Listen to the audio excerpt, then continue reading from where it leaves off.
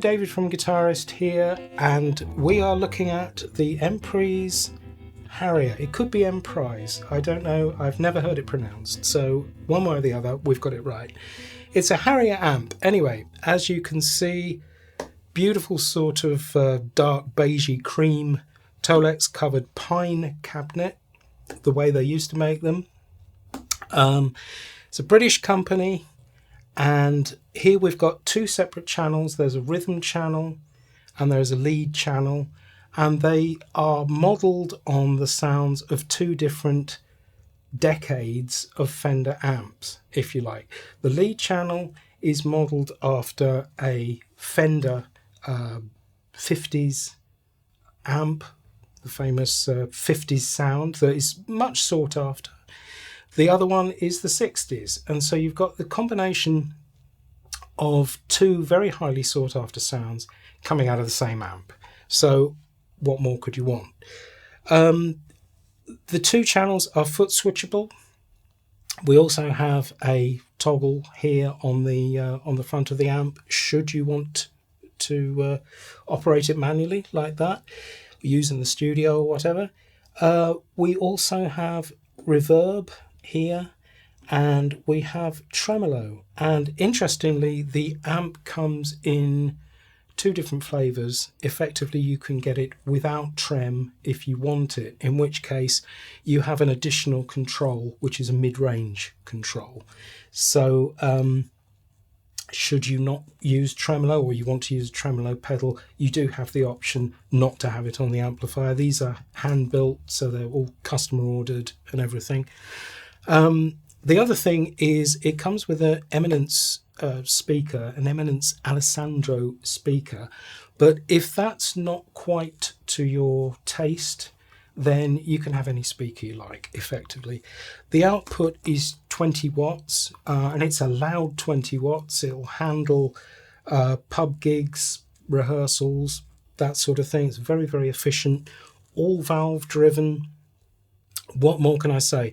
Let's go through a few sounds. We'll start on the rhythm channel. Here we've got, it's very, very simple. Basically, you've got volume, treble and bass, no master volume. So the only way you're going to get some guts out of this thing is to wind it up, which again is what used to happen. We, believe it or not, even here at the Guitarist Studios, we have neighbours, so we're not going to wind it straight up. It's a good pedal platform, and we'll be putting a pedal through it later to show you that. But for now, I'll leave the volume where it is because it's already quite pokey. And as I say, the controls are very, very simple. So if we take the treble right down,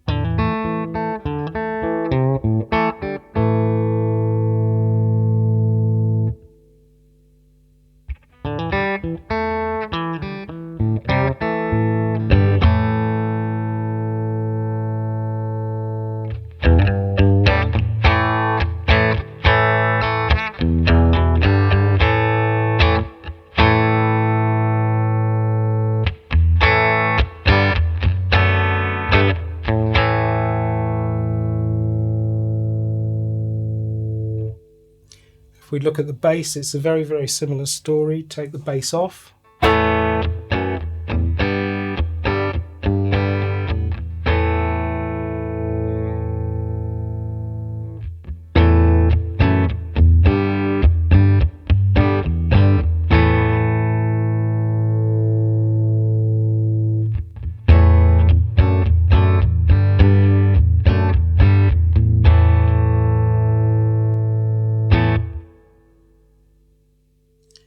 Now, before we switch into the lead channel, we'll have a look briefly at the reverb.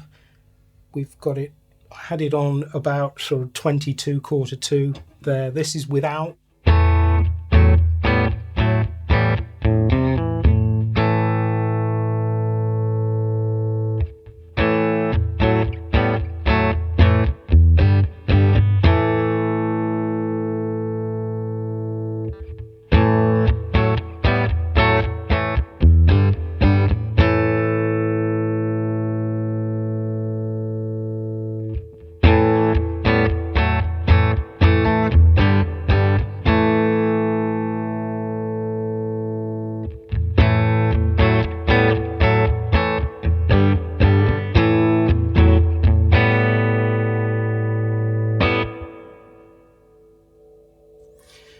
So as you can hear, it just stops before it gets too shouty and too sort of messy and muddled. I think in the review we actually say it would be nice to have a little bit more on there, a little bit more sort of nice clear reverb, but what's there is perfectly adequate. We'll have a look at the tremolo now.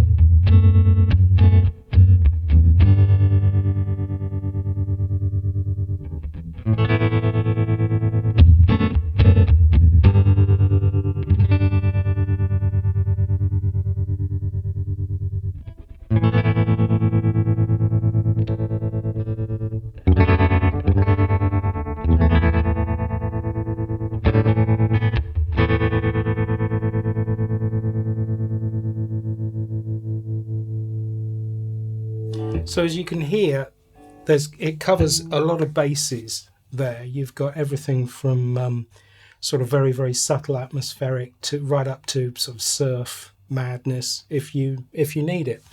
Now let's switch over to the lead channel. What we'll find here is a very similar tonality. It's got a bit more of a bark to it though.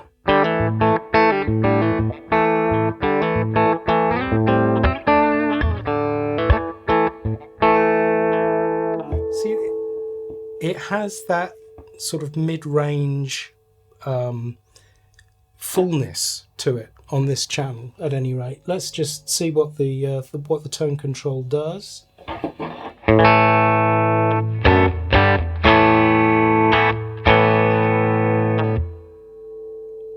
It's pretty full on. Back in the middle.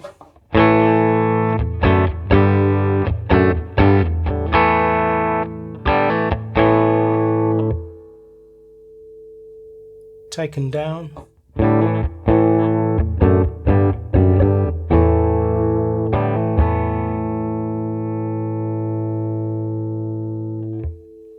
I'd say kept in the middle is probably just about right.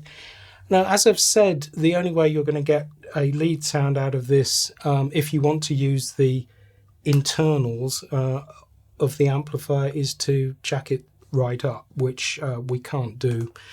So what we're going to do, let's engage the blues driver here, and I'll also switch back to the rhythm channel, which is very clean. I mean, we say in the magazine it's one of the best clean channels we've heard in a long, long time.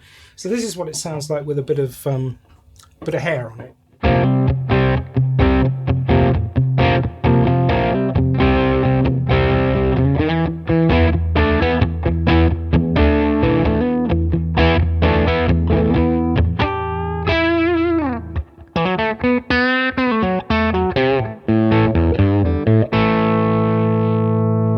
There's plenty of bottle there. There's plenty going on. I think if we fiddle with the controls a bit here, I want a bit more treble, a bit less bass perhaps. Let's try again.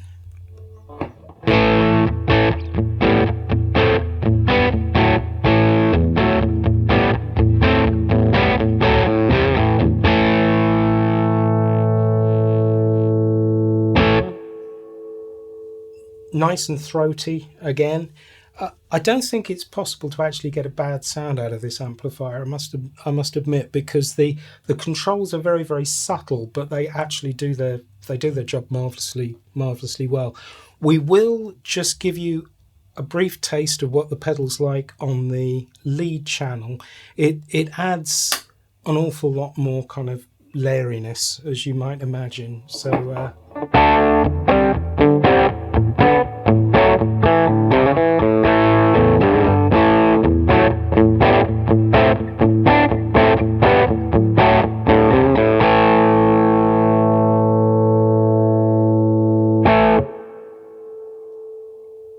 that's also on the verge of feedback, and it really isn't that loud on the room, so it's a pretty easy channel to drive.